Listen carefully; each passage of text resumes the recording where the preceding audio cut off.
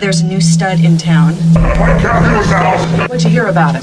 Well, they said that he's big and strong and good looking. Gotta get your act together. Harder, stronger, harder, stronger, harder, stronger. Hairy, sweaty, macho. Real physical strength. He'll never stop.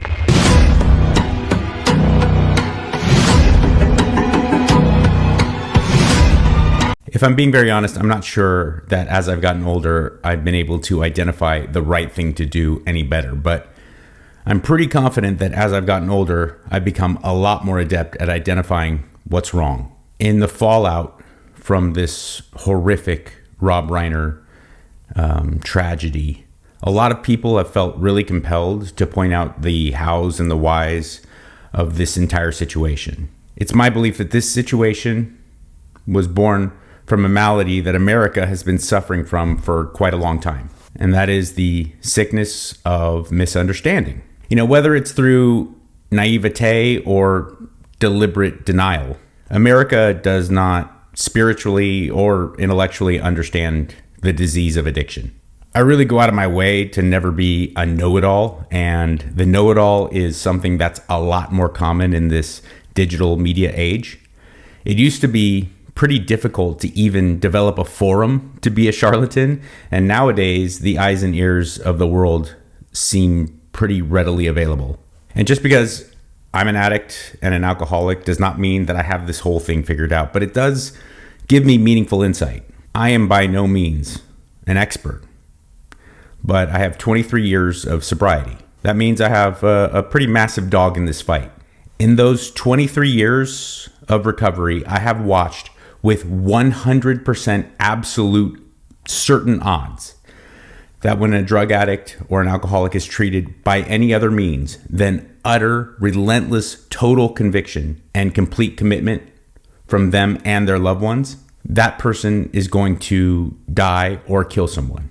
Addiction is, in fact, a fatal disease, and it's not always the addict who dies first. There can be no half measures. There can be no capitulation. Look, I'm a parent. I'm a husband.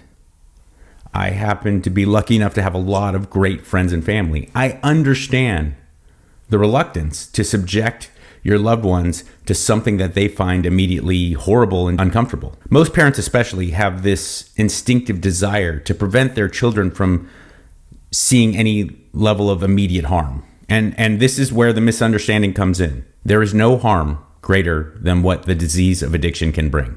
It brings harm to the addict.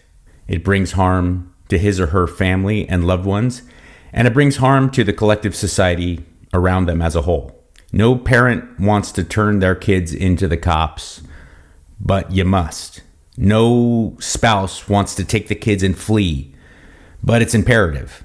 The adage of rock bottom, the old figure of speech, it's very real, and the addict can't hit rock bottom if everybody's constantly trying to lay padding on top of it. You know, at first glance, these actions, they appear heartless. But if you're like me, and you're lucky enough to have seen the other side and lived through it, you realize that these actions are actually the most caring that you can offer. It's the most caring thing you can do, to put your own needs, your own ego, put it all aside for the sake of saving a perpetually drowning loved one. You know, what would the neighbors say? What would they think if they saw my kid getting whisked away by the cops in cuffs? What would my buddies down at the country club say if they knew my wife was in rehab? There's dozens of derivations of these questions we can all ask if we're faced with this situation. And the only real correct answer is, if you truly love someone, I don't give a fuck. Addicts need immediate and ongoing care and attention, and most of it is aggressively uncomfortable. It's uncomfortable for them, and it's uncomfortable for you as loved ones. Alternative therapies and shortened hospital stays and efforts to safeguard reputation, these don't constitute care. It essentially makes you an accomplice to the suicide of someone on the installment plan. I think it would be greatly inappropriate for me to sit here and point fingers and critique anyone in this actual situation with Rob Reiner and his wife and his son. I had the luxury of meeting Rob Reiner on the Jason Ellis show one time. He's a genuinely sweet man and certainly extremely talented. And I'm not sitting here pointing fingers at him or his wife as if they've done something wrong.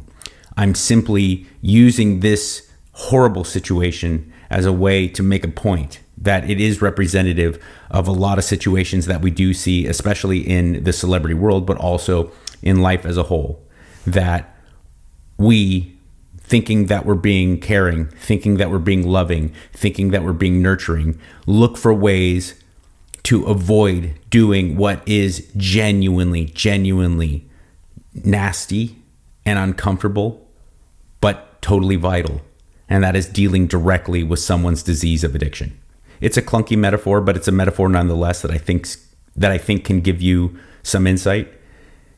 If a loved one of yours was choking on a piece of food and it was a large one, you might have to give them the Heimlich maneuver. And in order to do so, you might actually have to break their ribs because you're squeezing so hard. You would not think twice to do it if you knew the alternative was them dying. And that's kind of what you have to think about when you're dealing with addicts. Every time I went down the road of looking to psychiatric means to change medications, to go to alternative therapies, to take a break from life, a vacation, get more in touch with myself, it never ended up working. And then when I stayed in a very strict and very kind of unforgiving recovery situation for a long period of time, close to a year when it came to ongoing care, that's what worked. Am I saying that I'm the only way to do things? No, but it is representative of something that we do see, because along those lines, like I said, especially with people with extreme means, especially with people who live in the public eyesight, a lot of times doing what can be ugly but necessary doesn't seem to happen. And we've seen the outcomes. This is just something that may be a little bit different for me to touch on, but it's something very, very important to me. And I simply wanted to address that. I love you. And in this crazy mixed up world that makes you think that nobody cares, remember, I do. Be good.